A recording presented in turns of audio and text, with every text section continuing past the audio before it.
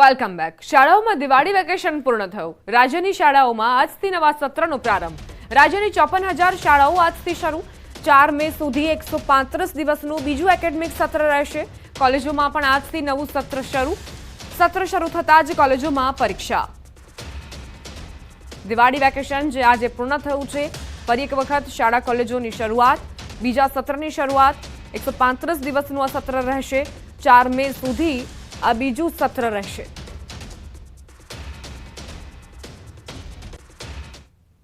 આજથી શાળાઓ શરૂ થઈ છે. ખૂબ જ સારું લાગ્યું છે. આમ વેકેશન પછી જે માહોલ છે આખો અલગ એક્સાઇટમેન્ટ હતી કે ભાઈ સ્કૂલ ચાલુ થઈ છે અને મજા આવશે અને સારું ભણવાનું મળશે, સારું શીખવાનું મળશે. ફેસ્ટિવલ આવ્યા હતા, બધા મેં એન્જોય કર્યા. રિલેટિવ્સના ઘરે ગયા અમે, બહુ સારું લાગ્યું, બહુ મજા આવી, મેં એન્જોય કર્યું બહુ.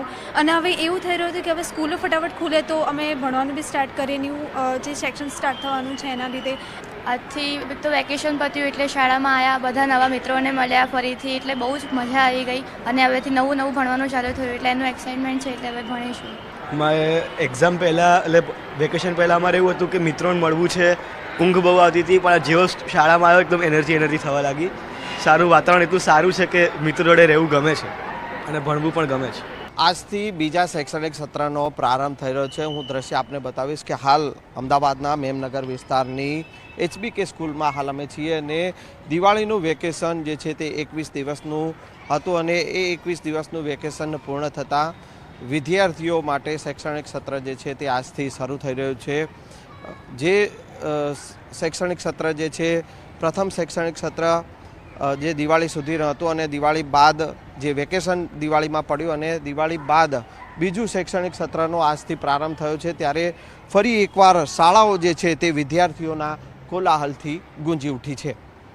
કેમેરામેન ખેંગા રાઠોડ સાથે સંજય ટાંક, ન્યૂઝ 18 ગુજરાતી, અમદાવાદ. અમદાવાદમાં ગુજરાત યુનિવર્સિટી ખાતે ભારતીક ફૂલ ફેસ્ટિવલ યોજાયો. ગુજરાત મીડિયા ક્લબ અને ગુજરાત ટુરિઝમના સંયુક્ત ઉપક્રમે આ ફેસ્ટિવલનું આયોજન કરાયું. 14 નવેમ્બરે શરૂ થયેલા આ ફેસ્ટિવલનું સમાપન થયું. કળા, સંસ્કૃતિ, પરંપરા અને ભવ્ય ઇતિહાસને ઉજાગર કરતો આ કાર્યક્રમ યોજવામાં આવ્યો હતો.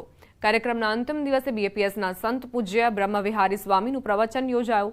તેઓએ કહ્યું કે આપણી સંસ્કૃતિને ઉજાગર કરતું અબુધાબી મંદિર તેમજ વસુધૈવ કુટુંબકમની ભાવના સમગ્ર વિશ્વમાં ફેલાઈ છે. આ સાથે તેમણે કહ્યું, મંદિર માત્ર ભક્તિ માટેનું સ્થાન નથી, તે વૈશ્વિક સંવાદિતાનું પ્રતીક છે જે સમુદાયો, સંસ્કૃતિઓ અને દેશને જોડે છે. તો શાંતિ અને સમાવિષ્ટતાના ઊંડા સંદેશ સાથે લાખો લોકોના દિલને સ્પર્શે છે, જે એકતાનું શાશ્વત સ્મારક. અને આ કાર્યક્રમમાં પ્રેસ મીડિયાના વરિષ્ઠ પત્રકારો પણ ઉપસ્થિત રહ્યા.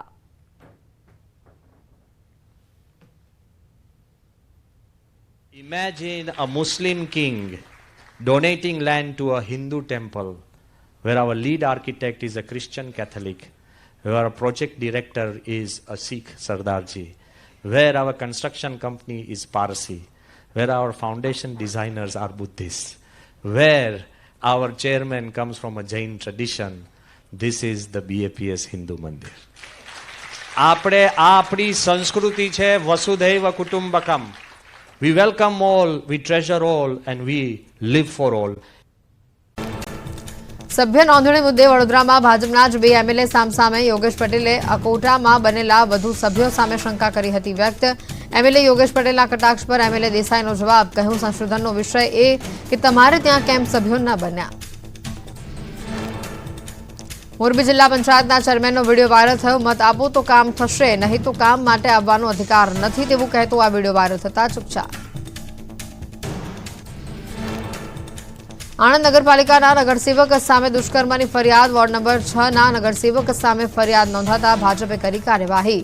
આણંદ જિલ્લા ભાજપ પ્રમુખે નગરસેવકને કર્યા સસ્પેન્ડ. પરિણીત મહિલાના ઘરમાં ઘૂસીને દુષ્કર્મ આચર્યાનો નગરસેવક પર આરોપ.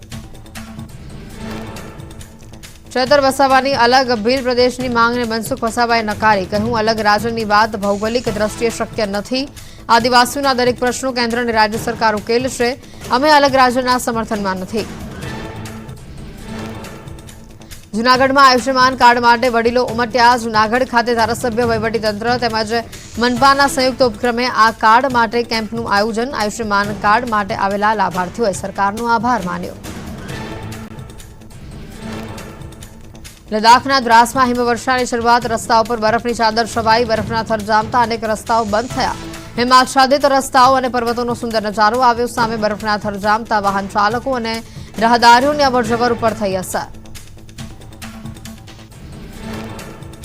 લદ્દાખમાં હિમવર્ષાથી બંધ થયેલા રસ્તાઓને પૂર્વવત કરવા કામગીરી હાથ ધરવામાં આવી. લોડર અને ટ્રકની મદદથી રસ્તા પર જામેલી બરફની ચાદર દૂર કરવામાં આવી. વાહન વ્યવહાર પૂર્વવત થતા વાહન ચાલકોએ હાશકારો અનુભવ્યો. કારગિલમાં ભારે હિમવર્ષાના લીધે તંત્ર એક્શનમાં. ઠેર ઠેર બરફની ચાદર છવાતા અનેક રસ્તાઓ બંધ થયા. લોડર અને ટ્રકની મદદથી રસ્તા પર જામેલી બરફની ચાદર દૂર કરવામાં આવી. આસામમાં પણ ગુલાબી ઠંડીનું આગમન, રસ્તા અને લીલાછમ વૃક્ષો ધુમ્મસમાં લપેટાતા આહલાદક નજારો જોવા મળ્યો. વિઝિબિલિટી ઘટતા રાહદારીઓ અને વાહન ચાલકોને પડી હાલાકી. હરિયાણાના કરનાલમાં ઠંડીનું આગમન, ઉત્તરમાં હિમવર્ષાના કારણે શહેરના અનેક વિસ્તારોમાં ઠંડીનો ધુમ્મસ જોવા મળ્યો. તાપમાનમાં ઘટાડો થતા ધુમ્મસની ચાદર જોવા મળી. લોકોને સ્વેટર પહેરવાની પડી ફરજ.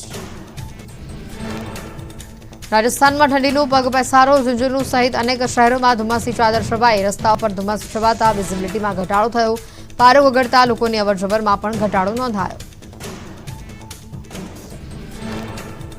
રાજસ્થાનનો સુજાનગઢ પણ શરૂઆતી ઠંડીથી ઠૂઠવાયું. સિઝનમાં ગાઢ ધુમ્મસની સાથે ઠંડીનું આગમન થયું. વિઝિબિલિટીમાં ઘટાડો થતા વાહન ચાલકોને હેડલાઇટ્સ ચાલુ કરીને વાહન હંકારવાની નોબત આવી. મુંબઈમાં પણ ગુલાબી ઠંડીની શરૂઆત, રસ્તા સહિત ગગનચુંબી ઇમારતો પણ ઠંડીના ધુમ્મસમાં ઢંકાઈ. મોટી સંખ્યામાં લોકોએ મરીન ડ્રાઈવ ઉપર વોકિંગની મજા માણી. ઠંડીના લીધે છવાયેલા ધુમ્મસના દ્રશ્યો કેમેરામાં કેદ થયા. ઉત્તર પ્રદેશના ગોરખપુરમાં ઠંડીનો પગપેસારો, ઠેર ઠેર ધુમ્મસની ચાદર છવાઈ. પ્રદૂષણની વચ્ચે ઠંડીનું આગમન થતા વિઝિબિલિટીમાં ઘટાડો થયો. રસ્તા પર ધુમ્મસ છવાતા વાહન ચાલકો અને રાહદારીઓને ભારે હાલાકી. ઉત્તર પ્રદેશના ગાઝિયાબાદમાં ધુમ્મસની ચાદર છવાઈ. ગુલાબી ઠંડીની શરૂઆત થતા રસ્તાઓ અને ઇમારતો પણ ધુમ્મસની ચાદર જોવા મળી. વિઝિબિલિટીમાં ઘટાડો થતા વાહન ચાલકોને પડી હાલાકી. દિલ્હીમાં પ્રદૂષણથી લોકોએ ત્રાહિમામ પોકારી. કાલિંદી કુંજ ઉપર યમુના નદીના નીર પર ફીણનો થર જોવા મળ્યો. મહિનાઓ વીત્યા છતાં યમુનાના પ્રદૂષણનો નિકાલ ન આવતા તંત્રની કામગીરી પર ઉઠ્યા સવાલ. શિયાળામાં સ્વેટર બાબતે હવે નહીં ચાલે સ્કૂલની મનમાની. અમદાવાદ શહેર ડીઈઓનો શાળાઓ માટે પરિપત્ર. શાળાઓ બાળકોને ચોક્કસ કલરનું સ્વેટર પહેરીને આવવાનો આગ્રહ નહીં કરી શકે. શાળાઓ નિયમનો ભંગ કરશે તો આરટી એક્ટ હેઠળ કાર્યવાહી થશે. શિયાળાની શરૂઆત થતાં જ ખેડૂતોએ કરી તમાકુના વાવેતરની શરૂઆત. મહેસાણામાં 1800 હેક્ટરથી વધુમાં તમાકુનું વાવેતર. આ વર્ષે તમાકુના સારા ભાવ મળે તેવી ખેડૂતોને છે આશા. શિયાળાની મોડી શરૂઆતે જામનગરના ખેડૂતોને કર્યા નિરાશ. આ વર્ષે જોડિયા પંથકમાં આવેલા હડિયાણા ગામે વરસાદ અને ઠંડી મોડી શરૂ થતાં જીરાના પાકનું વાવેતર શરૂ કરવામાં આવ્યું. બનાસકાંઠાના ટેકાના ભાવે મગફળીની ખરીદીમાં લાલિયાવાડીનો ભારતીય કિસાન સંઘનો આક્ષેપ. ટેકાના ભાવે 2 સેન્ટર ઉપર મગફળી ખરીદી ઝડપી બનાવવાની માંગ કરાઈ. સોમવાર સુધીનું અપાયું છે અલ્ટિમેટમ. પાલનપુર માર્કેટયાર્ડમાં 2 સેન્ટર ફળવા છતાં એક જ સેન્ટર ચાલુ. ખેડૂતો ખાઈ રહ્યા છે ધર્મના ધક્કા. મફતના ભાવે મગફળી વેપારીઓને વેચવા મજબૂર થયા. સેન્ટર જલ્દી શરૂ નહીં થાય તો ખેડૂતોને સાથે રાખી આંદોલનની ચીમકી ઉચ્ચારી. ભાવનગર જિલ્લાના ખેડૂતોએ સીતાફળનું કર્યું છે મામલક ઉત્પાદન. અન્ય ખેતી પાકની તુલનામાં સીતાફળના ઊંચા અને પોષણક્ષમ ભાવ મળતા ખેડૂતો થયા માલામાલ. લાખો રૂપિયાની કમાણી થતા ખેડૂતો સીતાફળની ખેતી તરફ આકર્ષાયા. ટામેટાના ભાવમાં ઘટાડો થતા સામાન્ય જનતાને મોટી રાહત. સારા પુરવઠાના કારણે ટામેટાના ભાવમાં એક મહિનામાં 22% વધુનો ઘટાડો નોંધાયો. રાજીવ ગાંધી પંચાયતી રાજ સંગઠનના પ્રમુખનો સીએમને પત્ર. ખેડૂતોને નુકસાનીનું વળતર આપવા સરકારને કરી રજૂઆત અને વીમો ચૂકવવાની જૂની પદ્ધતિ ફરીથી લાગુ કરવાની કરી માંગ. ખ્યાતિકાંડના 5 મેડિકલ માફિયાઓ સામે ચોથી ફરિયાદ. સુરેન્દ્રનગરના પારડીમાં નોંધાઈ ફરિયાદ. વૃદ્ધનું ખોટી રીતે ઓપરેશન કરવામાં આવતા થયું હતું મોત. દર્દીને સિવિલ હોસ્પિટલ ખસેડાતા તબીબોએ કહ્યું કે અયોગ્ય રીતે ઓપરેશન કરવાથી મોત થયું છે. સુરતમાં ઉદ્યોગપતિ મહેશ સવાણીના નામની ખોટી ચિઠ્ઠીનું કૌભાંડ સામે આવ્યું. ખોટી ચિઠ્ઠી બનાવી ₹5.61 કરોડ પડાવનાર 3 લોકો સામે ગુનો દાખલ કરવામાં આવ્યો. પોલીસે એક આરોપીની કરી છે ધરપકડ. છેતરપિંડી કરનાર ફાઇનાન્સ પિતા પુત્ર હજી ફરાર. ઉનાની મહેતા હોસ્પિટલ આવી વિવાદમાં સામે આવ્યો હેલ્થ ઇન્સ્યોરન્સ કાંડ. દર્દીની જાણ બહાર ખોટા બિલો મૂકીને 39,000 રૂપિયા પાસ કરીને આચર્યું કૌભાંડ. વીમા કંપનીએ મેસેજ મોકલતા ઘટનાનો પર્દાફાશ. ટ્રસ્ટ સંચાલિત હોસ્પિટલ કર્યું લૂલોમચા. ગરડાના ચભાડિયામાં બોગસ ડોક્ટર ઝડપાયો. માત્ર 9 ધોરણ સુધી ભણેલો યુવક ડોક્ટર બનીને 5 મહિનાથી ચલાવતો હતો ક્લિનિક. પોલીસે ઇન્જેક્શન, દવા સહિતનો મેડિકલનો સામાન જપ્ત કરી હાથ ધરી તપાસ.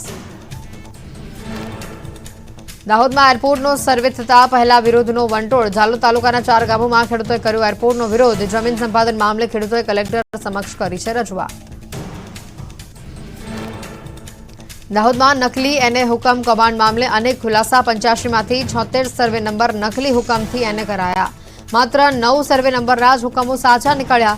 તાલુકા પંચાયત અને સિટી સર્વેના નકલી હુકમો મળ્યા. 85 સર્વે નંબરના કાગળો ન મળતા તપાસ. અમદાવાદમાં વૃદ્ધાની આંખમાં મરચાની ભૂકી નાખી લૂંટનો પ્રયાસ કરનાર બંટી બબલી ઝડપાયા. ઉસ્માનપુર રાની શાંતિનગર સોસાયટીની આ ઘટના. ઝપાઝપી કરીને યુવતી વૃદ્ધાને રૂમમાં પૂરીને નાસી ગઈ. ટેકનિકલ સર્વેલન્સ અને સીસીટીવી ફૂટેજના આધારે તપાસ હાથ ધરાઈ. ખંભાળિયાનો 120 વર્ષ જૂનો કેનેડી બ્રિજ જર્જરિત થતા અવરજવર માટે તેને કરવામાં આવ્યો છે બંધ. આ બ્રિજ બંધ કરાતા નદીના પટમાં ડાયવર્ઝન અપાયું, પરંતુ ડાયવર્ઝનમાં કાદવ, કીચડ અને ખાડાનું સામ્રાજ્ય જામતા વાહન ચાલકોને હાલાકી. સ્થાનિક લોકોએ પાકું ડાયવર્ઝન બનાવવાની કરી છે માંગ.